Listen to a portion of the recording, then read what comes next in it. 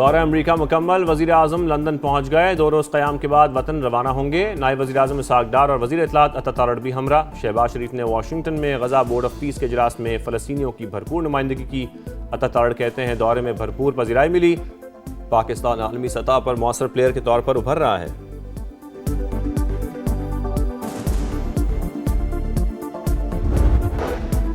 World cup semi final تک رسائی کی جنگ، 8 ٹیموں میں اب پڑے گا گھمسان کا رن۔ سپر 8 مرحلے میں پاکستان اور نیوزی لینڈ کا مقابلہ آج کولمبو میں شام 6:30 بجے ہوگا۔ شاہینوں کا پریکٹس سیشن بارش کے باعث منسوخ، میچ بھی متاثر ہونے کا خدشہ ہے۔ ہیڈ کوچ مائک ہیسن کہتے ہیں میچز نفسیاتی دباؤ سے نہیں، سکل سے جیتے جاتے ہیں۔ کیوی اس سے مقابلے کے لیے تیار ہے۔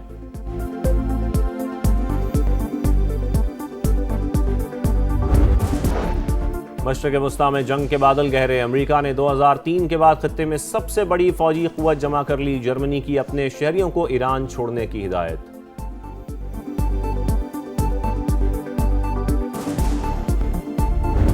رحمتوں اور برکتوں کا مہینہ پر نور سعد نے رمضان المبارک کی خصوصی ٹرانسمیشن سحری کا سماں، معروف سکالرز نے روزے اور قیام اللیل کی اہمیت پر زور ڈالا۔ سرکار دو عالم صلی اللہ علیہ وآلہ وسلم کی بارگاہ میں عقیدت کے پھول نچھاور کیے۔ ٹرمپ انتظامیہ نے تمام ممالک پر 10% ٹیرف نافذ کر دیا۔ امریکی صدر نے ایگزیکٹو آرڈر پر دستخط کر دیے۔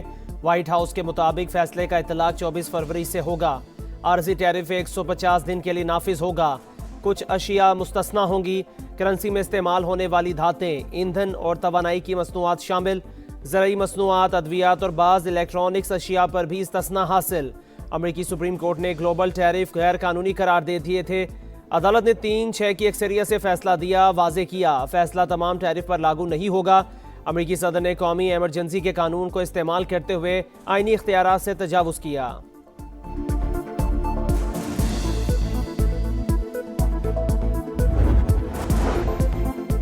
مشرق وسطیٰ میں جنگ کے بادل گہرے، امریکہ نے 2003 کے بعد مشرق وسطیٰ میں سب سے بڑی فوجی قوت جمع کر لی۔ جرمنی کا اپنے شہریوں کو ایران چھوڑنے کی ہدایت۔ اسرائیل کی لبنان میں ریاستی دہشت گردی جاری، صہیونی طیاروں کی شمالی لبنان میں بمباری، حملے میں 10 افراد جاں بحق، 50 زخمی ہو گئے۔ وزیر اعظم شہباز شریف دورہ امریکہ مکمل کر کے لندن پہنچ گئے۔ وزیر اعظم لندن میں 2 دن قیام کر کے پیر کے روز پاکستان واپس روانہ ہوں گے۔ نائب وزیر اعظم اسحاق ڈار اور وزیر اطلاعات عطا تارڑ بھی وزیر اعظم کے ہمراہ ہیں۔ صدر ٹرمپ اور امریکہ کی بڑی عدالت آمنے سامنے، امریکی سپریم کورٹ نے گلوبل ٹیرف غیر قانونی قرار دے دیے۔ 3-6 سے اکثریتی فیصلہ ٹرمپ انتظامیہ کے لیے بڑا چیلنج۔ عدالت نے واضح کیا فیصلہ تمام ٹیرف پر لاگو نہیں ہوگا، تاہم وہ محصولات کالعدم قرار دیے جو ہنگامی قانون کے تحت نافذ کیے گئے تھے۔ امریکی صدر نے قومی ایمرجنسی کے قانون کو استعمال کرتے ہوئے آئینی اختیارات سے تجاوز کیا۔ وہ وسیع سطح پر ٹیرف نافذ نہیں کر سکتے۔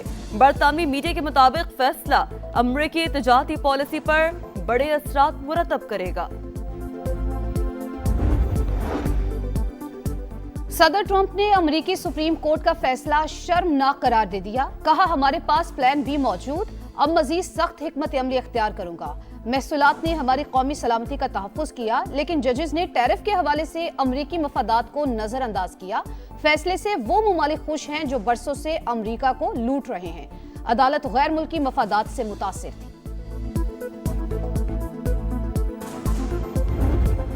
We're either going to get a deal or it's going to be unfortunate for them.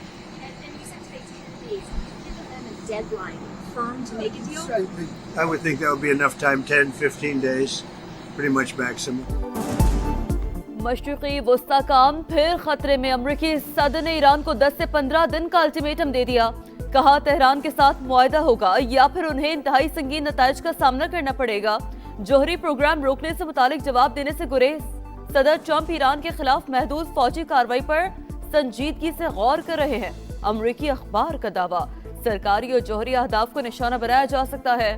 حملہ ہوا تو خطے میں دشمن کے تمام اڈے اور تنصیبات ہدف ہوں گی۔ ایران نے اقوام متحدہ کو آگاہ کر دیا، جارحیت کی صورت میں سخت جواب کا اعلان۔ گورنر ہاؤس وغیرہ یہ آئینی ادارے یہ اس چیز کے لیے نہیں ہے آپ وہاں پہ بیٹھ کر تعصب نما تقریبات کریں. وہ اس صوبے کے خلاف تقریب ہوئی ہے, وہ وفاق کے خلاف تقریب ہوئی ہے کہ اس شہر نے پہلے بھی بہت زیادہ چیزیں دیکھی ہیں. لوگوں کو یہاں پہ آپ دوبارہ وہ پیغام دینے کی کوشش کریں جو یہاں پہ پہلے ماحول اس شہر میں آ چکا ہے. گورنر ہاؤس کی تقریب میں تعصب کی انتہا, صوبہ سندھ اور وفاق کے خلاف گفتگو قابل مذمت, پیپلز پارٹی کا پارا ہائے. گورنر ہاؤس اور آئینی ادارے تعصب نما تقاریر کے لیے نہیں بنے. کراچی پہلے ہی یہ ماحول دیکھ چکا, مزید متحمل نہیں ہو سکتا. سندھ ایک تھا, ایک ہے اور ایک رہے گا. شرجیل میمن کی گرج برس. سعید غنی نے کہا سندھ میں لسانی بنیادوں پر کام کرنے والے متحرک ہو چکے. گورنر ہاؤس میں جو پروگرام ہوا اس سے حالات متاثر ہو سکتے ہیں.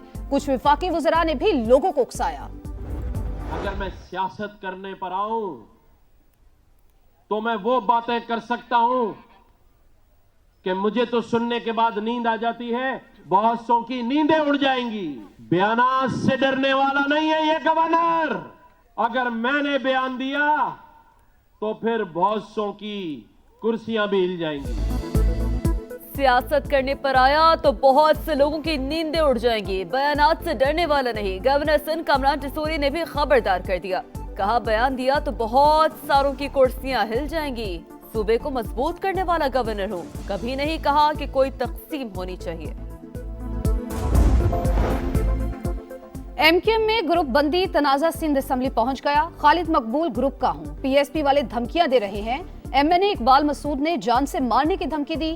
رانا شوکت کا واویلا. اسپیکر نے ایس ایس پی اور ایس ایچ او کو طلب کر لیا. وزیر داخلہ ضیاء النجار کی رانا شوکت کو تحفظ فراہم کرنے کی یقین دہانی.